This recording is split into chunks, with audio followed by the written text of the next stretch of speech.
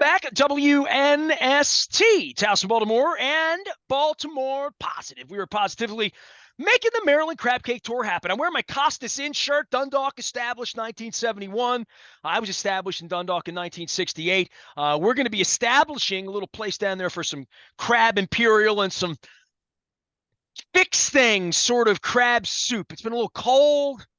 Offense and defense got cold on Sunday. We'll be at Costas on 2 until 5 on Tuesday. A lot of twos going in there. On Tuesday from 2 until 5, we'll be at Costas. And it's all brought to you by the Maryland Lottery and our friends on the Maryland Crab Cake Tour. I'm going to be giving away these Raven scratch-offs. We had a lucky little batch down at Fadley's on Friday where I got together with Bill Cole as well as Mac Campbell, who runs the Baltimore Convention Center, who's become a friend. It's been fun having those guys on. And I also made a new friend. Jeff Ratnow came down and discussed the land development around the Inner Harbor and Harbor Place and the future of all that. I've done a lot of Maryland Stadium Authority stuff with Tom Kelso. I hope everyone as concerned citizens has listened to that. Also had Neil DeMoss on from Field of Schemes this week. John Waters has dropped by. So we've done a lot of things around here.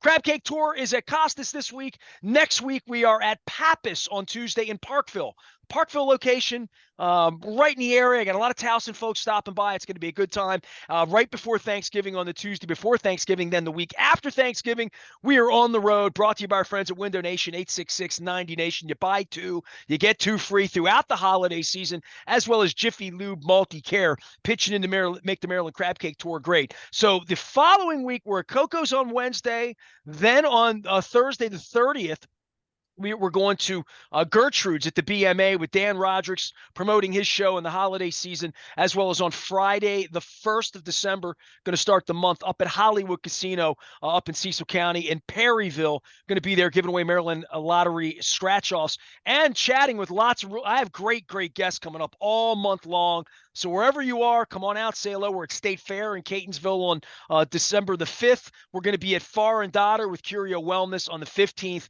I did a tour of their entire cannabis operation from grow, and they don't even use seeds. It's crazy, to becoming packaging and gummies all the way through. All of it happens right here in Baltimore County. It's amazing. So I'm learning a lot. Still have a lot to learn about football, Luke. I'll tell you this because I thought a 2-touchdown lead against the Cleveland Browns, if you're a Super Bowl contender at home, you just salt the game away and you win the game. And I know we blame the defense to some degree, but boy, the offense didn't carry its water. The offense couldn't get first downs. The offense couldn't keep the ball. The offense had bad luck in the case of Lamar and the ball going up in the air. When one of those things happens, that it comes down as a pick six is tragic. But they even missed an extra point to open the door. Like, the Browns browned. You and I reached for our Twitter to do that 2 or 3 times on Sunday, and they browned. And as I've written at Baltimore Positive, that was sort of a brown out, wasn't it? Yeah, I mean, it was such an odd performance from the offense because you look at elements of it. I mean, they averaged 6.1 yards per play. You look at that, Nestor, just in isolation, that's really good. You won. And yeah, you must have won. They had some big plays. I mean, you get the 40-yard touchdown to Beckham. Keaton Mitchell, which, there was a lot of talk about why he didn't get the ball more, but well, you have two big plays there. They had some explosive plays. They had some big plays, no doubt. And we've been talking about that, right? About them. That's the only way they scored. If they didn't have those plays, they wouldn't have scored on Sunday. So, I mean, you look at parts of it, and parts of it looked good. I mean, they had the great for opening drive after the Hamilton pick six. I mean, they're up 14-0 less than 5 minutes into the game. They have the really good drive coming out of the third quarter after the choppy end to the first half that included the blocked field goal, Lamar with the pick.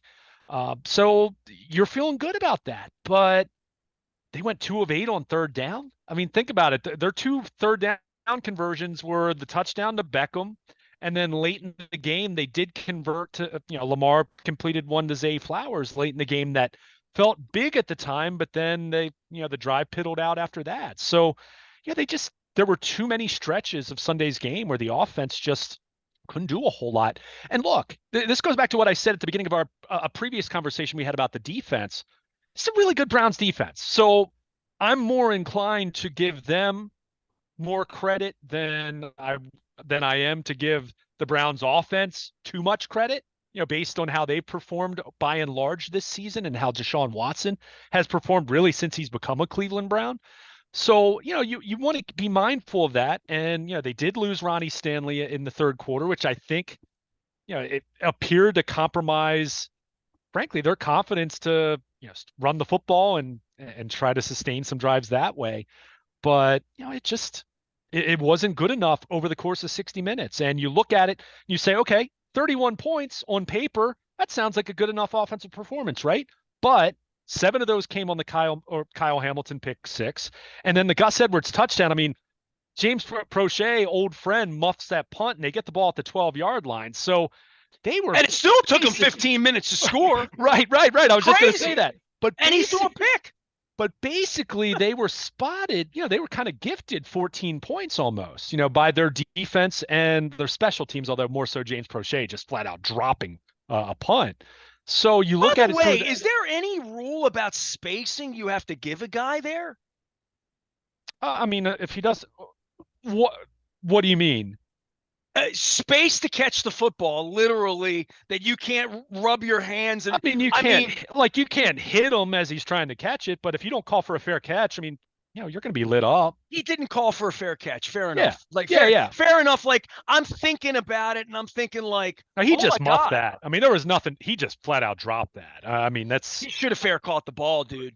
Or no, but I'm saying, like, to me, like, he was.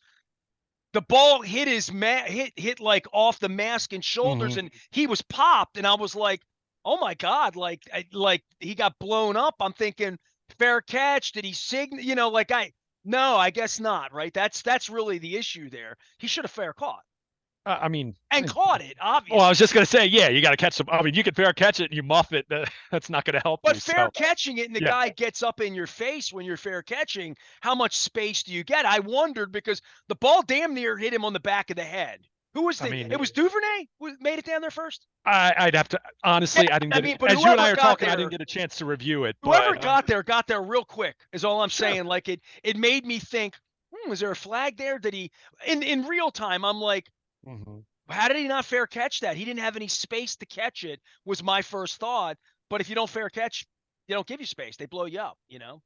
I mean, that's just how it is. And a little surprise. I mean, it kind of speaks to Cleveland having a need there because, I mean, he was signed to their practice squad not that long ago and then promoted to their 53-man. So, every team has needs at different positions over the course of a season. But the point is, going back to the offense, I mean, it's not as though they had multiple great long drives. I mean, they basically had 3 legit drives in that game. Their first offensive drive with the Keaton Mitchell play. I mean, it was 5 plays, 79 yards, 8 plays, 56 yards when Tucker had the 37-yard field goal late in the first quarter. I mean, they had a 17-point first quarter, best first quarter they've had in a few years, points wise. And then, they had the drive with Beckham, to start the third quarter, which again was a quick strike, 6 plays, 78 yards, 231. But it was really, Cleveland kind of did what the Ravens like to do to the teams, right? And that's have these long, pronounced, soul-crushing kind of drives that, tire out your defense, keeps your offense off the field. I mean, the Ravens, they were bad on third down, as I said. They really couldn't get into their running game the way they wanted to. And even when they did run the ball in the second half, it wasn't very good. And I'll hear it. Look, I'll hear it just like anyone else. Keaton Mitchell needs to touch the ball more. I mean, this kid is electric. But I'll remind, he's also an undrafted rookie who missed a good bit of time, missed the beginning of the season.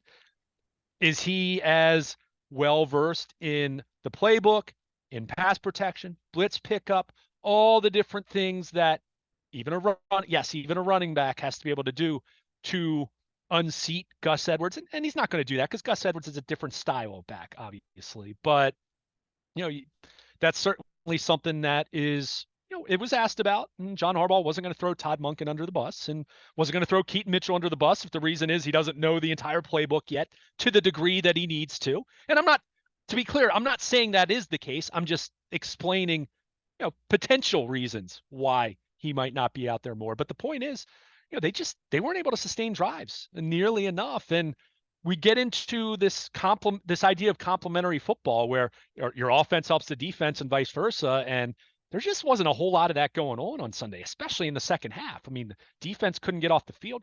Cleveland was 8 of 16 on third down. The Ravens were 2 of 8 on third down. That's an area where the Ravens have really thrived when you talk about what their third down offenses look like and what their third down defenses look like. They both have been, their defense was third down, I think, 8th in the NFL, which is on the low side compared to most of their rankings. Yeah, And but you say they fail on third down. That's 6 punts or field goals. They haven't, like, the 4th and 1 and 4th and 2, and we're on the 44-yard line and we're going to go. There hasn't been a whole lot of that. Even in these blowout wins, it's been more like the 4th down thing that they had going for them, that extra play that they managed over the body of work to want to. They haven't gotten into desirable 4th down situations. They haven't been close in some cases as an offense. Yeah. I mean, that's something, boy, we talked about in 19 when things were really humming for them. I mean, anywhere on the field, it was 4th and 1. I mean, even at their own 25-yard line, they were going, right? I mean, that's just how it was. And we haven't seen that. And John Harbaugh hasn't been as aggressive in some of those spots. And Maybe that's why DeCosta's on the sideline whispering in his ear. That's not even a knock. Right. Well, it's an observation more than anything else. But I mean, it's just what we saw Sunday again. You saw the chunk plays. I mean, Mark Andrews, who was otherwise really, really quiet, had a 36-yard reception. Zay Flowers had the 18-yard reception. Bateman had an 18-yard catch. Beckham, who did not play a whole lot, mind you, but had the 40-yard touchdown on the third down to open up the third quarter. Keaton Mitchell, of course, had a long catch in addition to his touchdown run. So, they got some chunk plays, but they just couldn't put together or sustain these drives. And, and then you couple that with the defense not being able to get off the field. I mean, Cleveland controlled time of possession. I mean, that was a big part of this. I mean, there weren't many drives in this game overall, and including for Cleveland, because they just they put together 7-minute drives, 10-minute drives. I mean, so you look at the final.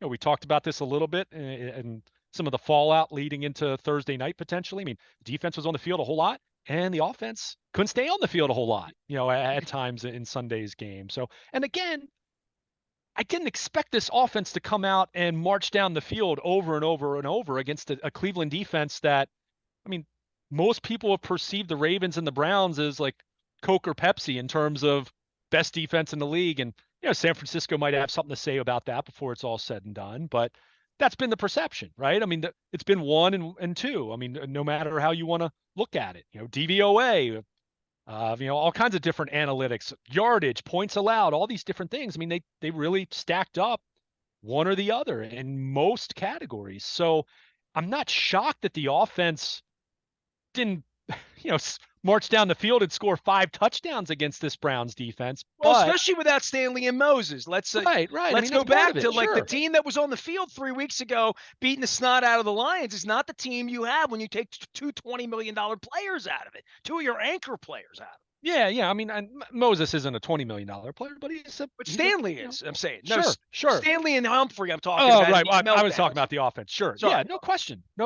And like I said, I do think Stanley's exit probably played a part in how they called, how Todd Monken called the rest of the game. Now, that's not to absolve him, but I think that's part of the potential explanation there as far as, why it looked the way it did. And, people can look at it and say they should have run the ball more. And I'll hear that. I mean, there are certainly a couple spots here and there they could have run more, but even when they ran it, they didn't have a whole lot of success. Go look at the rushing yardage in the second half. I mean, even when they did, it wasn't very good. So it just wasn't good enough. And, it felt like they did early in the game. They did a decent job in pass protection, but then, we saw Myles Garrett show up at some critical junctures and, Lamar not be as protected. And, Lamar, I didn't think he was awful by any means, but we didn't see a great version of Lamar Jackson on Sunday either. And obviously, turned the ball over in a couple spots. So, I wasn't nearly as surprised to see the offense perform the way that it did against the Browns defense, because I did respect the Browns defense and thought that was a very legitimate, formidable, dangerous defense. And I think the numbers really supported that. So I was more surprised by how the Ravens defense struggled, but at the same time, they just wasn't the operation across the board wasn't nearly complimentary enough to, frankly, protect what should have been a lead that you could protect in the fourth quarter. You're up 2 scores, and Well, they just weren't good enough in either of those phases to get the job done. They just weren't. it was kind of like a soul-sucking loss in the Yeah. way that, like, I picked the Browns in my segment last week with Did you? Christian Horton, who's good. Yeah, well, you were getting 6 points. So Okay. I said, you're giving me 6 points. But you thought the Ravens would win outright, though. I had the Ravens winning by 2. I said I Okay. thought it'd be Fair enough. Fair enough. 23-21. I was just curious. That's where I had it. Okay. 23-21 is what I picked it. And I just thought 6 points in a division game. The Browns are coming off a big game. The Ravens are bound for some sort of a letdown. Is the way I sort of thought about it, that they're going to play more of a slobber knocker, kind of an AFC North kind of a game. They were going to make mistakes. I predicted turnovers. You know why I predicted turnovers? The Ravens have been generous as teams go. Lamar's been too generous as things go. That mesh point thing's been a problem, like all of that, right? But more than that, they're a really good defense, and they're going to hack at the ball. Why are they going to hack at the ball? A, it's what they do. They're Jim Schwartz's defense. They're aggressive. Myles Garrett, they're a great defense under themselves in the modern NFL. But more than that, when teams have a propensity to fumble, all you teach all week's hack, hack, hack. We'll get our ass kicked. Let Lamar have 8 yards. Let him have 12 yards. Knock him out of bounds. Slobber knock him. Hey, take 15 yards, no problem. But at some point in the third quarter, we're going to pop the ball in a 3-point game. We're going to pop the ball loose, and we're going to fall on it. We're going to run. Deshaun, we're going to win this game because we're going to pop the ball loose. And I'm sure that's how I felt. I went on Cleveland radio last week. I didn't even run the piece here this week, quite frankly, because it was kind of late in the week when I did it with Kenny Rhoda. I should have run that piece, but I said, pop the ball free, turnovers, turnovers, turnovers. And that ball that Lamar threw off the hits up in the air. I mean, it literally was a jump ball. And for it to come down the way it came down, in high step with a DB, not a lineman, not a linebacker, it stayed up so long, and then it's a pick six. And that could have gone a million. That was just bad luck. I mean, I said that at the time. Not one for luck. I mean, throw a better pass, don't get it deflected, Sure. all of that. I hear you. But there's a luck element to that where, like, that's the kind of ish that's going to go down for you to lose to the Cleveland Browns when you're up 14-0 in the beginning of the game. And you had your own gift. I mean, that Kyle Hamilton play, both of those plays in a vacuum are outliers, and they balance themselves out. But in the end, when the Browns even missed an extra point, opened the door. Like, the Ravens had it was a putrid, hideous, awful loss that they better not top it with letting Joe Burrow come in here Thursday. I mean, this is a really crucial couple of days based on what we saw on Sunday. Oh, no question about it. And I mean, to go back to those 2 pick sixes, I mean, let's give credit to the beginning of the play. I mean, Hamilton bats it up in the air, but you want it to bat, that bounces right to you, right? It stays up in the air and you take it. Same play, same deal with the Lamar pick six. I mean, it's a great play by the defensive lineman to bat it up in the air, but then you're at the mercy of where it's going to go. In the same way that as a baseball player, the only thing you can control is making hard contact. If the infielder or the outfielder is positioned perfectly, I'll give you the other example. Shannon Sharp against Denver going down the sideline. Oh, right? Absolutely. Well, and this is what's so frustrating about how the Ravens have lost so many of these games over the last 2 years. There has been some of that. And I say this all the time. We all like to think that, when we're watching our teams, when we're looking at it as fans, that they control everything. No, there's a lot of random things that happen over the course of a game. The problem is, if you don't do the things that you can control well enough, it leaves it up to some chance, right? Where the ball might bounce the wrong way. So, you mentioned the missed extra point that Cleveland had. I mean, the Ravens had a field goal blocked.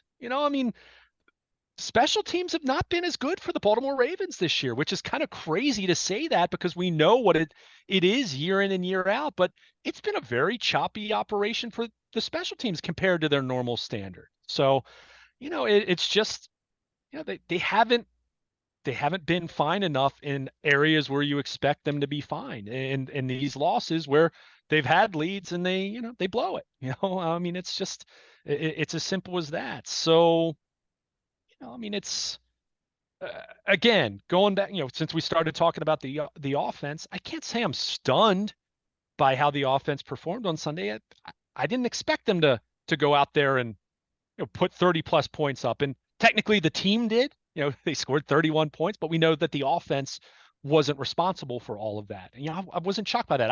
I picked the Ravens to score 23 points. I picked a 23-10 game. I was feeling the Ravens defense, and I thought the offense would be not as good as it was against Seattle and Detroit. And that would have been okay. That's okay, but when you have every phase letting down the way that they did on Sunday, that's how you get beat. And that's how you blow a 14-point lead in the fourth quarter. So it has to be better. There's no question about that. And just as we talked about, with the defense, you got to turn the page quickly. It's going to be really interesting to see what this offensive line looks like this week, assuming we're not going to see Stanley. Who knows with Morgan Moses with the shoulder? I mean, he practiced last week, but he didn't play Sunday. What changes as far as Thursday night? Does he give it a go? That moves McCary back to left tackle. But if he can't go, then you're talking about McCary and Daniel Faalele. Kevin Zeitler left the game very late. Can I say something? Can I? Who knows? Like when you say sure, go ahead. Faalele and McCary, what I would say to you is they can't win a Super Bowl that way. That's what I would say. I'm not saying that I don't think that's going to survive. Year, but I don't think that's going to survive half a season in a playoff. I mean, I remember watching Stanley go down a couple years ago and saying to my wife, like, they can't win the Super Bowl without him. They need him to win the Super Bowl. And I don't even know the version of Ronnie Stanley we had. We can go through that. I mean, we're not even getting at this point because of the injury. I fear for that as much as I do. Oh my God, we're playing the Bengals. Oh, we have a tougher schedule. I fear the loss of a Pro Bowl corner and a left tackle. And even if they're in and they're not great, that's not good. And the Morgan Moses thing, to your point, it's starting to stack up against the guy who doesn't miss time. So I raved about good health last week. I wrote about good health last week. We talked about good health. But to your point, you are 60 minutes in this league away from catastrophe. And I don't just mean blowing a game against the Browns. I mean, dare I say number 8, Lamar, and keeping him upright. But part of keeping him upright is having left tackles to keep him upright. That's all part of it. And both tackles. I mean, he got hurt in Denver. It was coming from the other side. It wasn't. Well, when Flacco got broken in half, right? Literally, right? I mean, that was James Hurst being pushed into his knee. James Hurst was playing left tackle because Eugene Monroe couldn't stay healthy at that point in his career.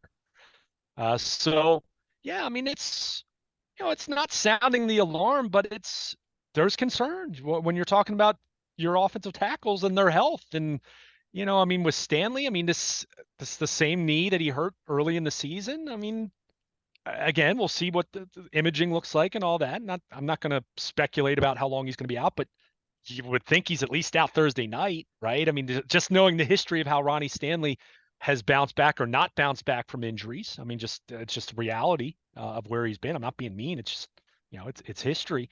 And in the case of Moses, I mean, what version of Morgan Moses are you getting? Is that shoulder going to hold up? Is he dealing with something that's going to require surgery, but he's trying to put it off? I mean, we saw this years ago with Marshall Yanda, who had to literally switch sides because his shoulder was so messed up. But that was the only thing that saved him from going on IR back in, what was it, 2016, I think it was. So, it's not ideal. I mean, especially when you're talking about guys that are so important to your success. And the saving grace for this week, Nestor, is Cincinnati was already without Sam Hubbard this past Sunday, and Trey Hendrickson got hurt late in that game, and the early indication of he might miss some time, with a knee issue. So the good thing for the Ravens would be Cincinnati's pass rush not being at full strength. The way it's shaping up, at least early on in the week. As long as it sounds funny to say early in the week talking about a Thursday game, because like you said, it's upon you just like that. So neither of these teams are going to be at 100%. There's no question about that. It's a Thursday night game. You tape it up. right? You tape it up, you rub dirt on it, and you go out there and play the game. I mean, that's how this works. So, they've got to find a way. They find a way. They've got some rest coming up, which will help Stanley, will help a Morgan Moses. You hope it'll help a Marlon Humphrey, that it's not, a catastrophic kind of injury, despite some of the early speculation. So, that's just, they got to find a way. They got to find a way on both sides of the ball. Cincinnati's saying the same exact thing after a loss to the Texans, and we're going to see how it plays out. But boy, this game is going to be so pivotal to what happens the rest of the way in the AFC North. I mean, you hate it being a Thursday game for that reason, just for both teams, quite frankly, knowing that it's not the full representative effort that you typically are going to see. But they got to make the best of it. They got to find a way. If they do it, they'll be fine moving forward, in the sense of keeping themselves in really good position in this division and in this conference. I like to tell this story from back in the day when I worked at the News American. We would have a guy that would call the newsroom back at the News American 1984, 85. And this is back in the days when like home team sports just started, cable TVs. You're an infant, you're like one or two. And a guy would call from Highlandtown. And then we'd answer the phone, sports, can you tell me if the game's on color or black and white tonight? And he would ask. So on Thursday, I just hope the game's on color and not black and white or whatever the digital age is. I'm hoping I can watch it on my television as opposed to my video screen. I didn't care enough to try to find the Bears Commanders game weeks ago or whatever, some of these god-awful festivals. But at least these are two great quarterbacks, big teams coming off awful losses, pivotal game. Steelers are winning. The Browns are winning. They play each other this week. Luke doesn't even have to go out to the castle and contend with the lies this week, although we'll try to figure it all out because when they lace him up at 8 o'clock, 8:20 on Thursday night, we'll know who's healthy and who's not healthy. But certainly this is a really weird week, a long off time. We got bye weeks coming up, a trip out to L.A. We have turkey to eat. We have crab cakes to eat, for crying out loud. We're going to be at Costas on Tuesday. This week, we're going to be at Pappas in Parkville next Tuesday. Then we make it to Coco's on the 29th. We're going to be at Gertrude's at the BMA on the 30th. We're going to be at Hollywood Casino at the Sportsbook up there with Christian Horton on the 1st. That is the Maryland-Indiana hoops game. Maryland basketball. That's its own thing. And Luke will have some updates on Oriole Awards. I love all of these awards in the offseason. I would have preferred the parade, but we'll get to that as well. But it's big football week around here. Bengals in town. We got the Maryland Crab Cake Tour out on the road. It's all brought to you by our friends at the Maryland Lottery. I have these Ravens scratch-offs to give away. We gave some away at Fately's on Friday. Had a great conversation with Bill Cole.